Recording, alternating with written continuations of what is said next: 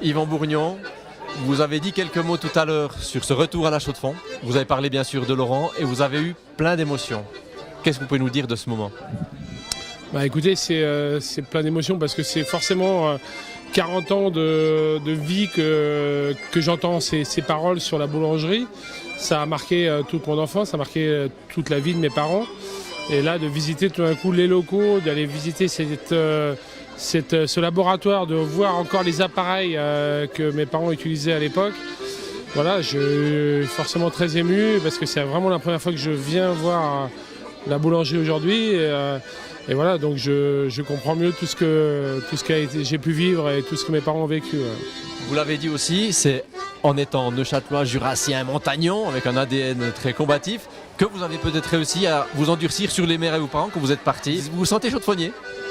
Écoutez, oui, je me sens chaudefonnier de par justement tout ce que j'ai pu vivre. Je pense que cette folie, cette dureté, comme vous le dites, ce combat, cette lutte contre le froid, cette passion aussi de la précision, parce qu'on est aussi des méticuleux, hein. Voilà, des méticuleux, des préparateurs de bateaux affinés. Forcément, ça vient d'ici, ça vient pas d'ailleurs. Vous avez découvert cette plaque ce soir. On vous y voit avec votre frère Laurent au départ de la Transat Jacques Vabre. Vous la trouvez bien?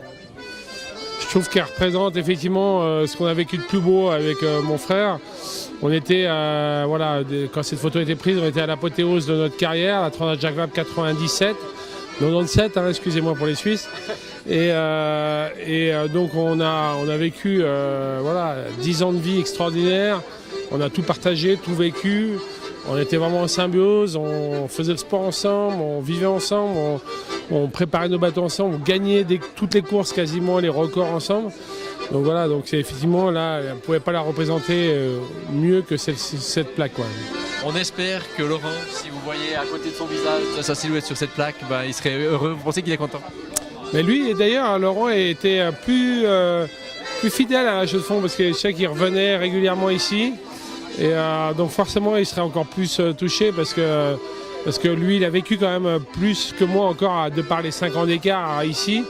Et donc encore forcément très attaché à tout ça. Et voilà, même si moi, ça a marqué quand même toute mon enfance parce que toutes les vacances scolaires, c'était le chalet ici, la neige, les luges, les patins glaces. Et voilà, j'ai des merveilleux souvenirs de tout ça. Ouais. Patin à glace, ça c'est votre prochain défi, la route du Nord. Voilà, oui, on va servir un petit peu de ses compétences de chaudefonnier pour aller dans le Grand Nord. Toujours avec mon petit kata, toujours en solitaire. Mais voilà, du coup, effectivement, pour le coup, affronter la dureté du froid. Donc ça ressemblera plus effectivement aux compétences que pourrait avoir un bon jurassien d'ici. Et voilà, donc rendez-vous en été 2017 pour vivre cette belle aventure. Merci, bravo, à bientôt. Merci.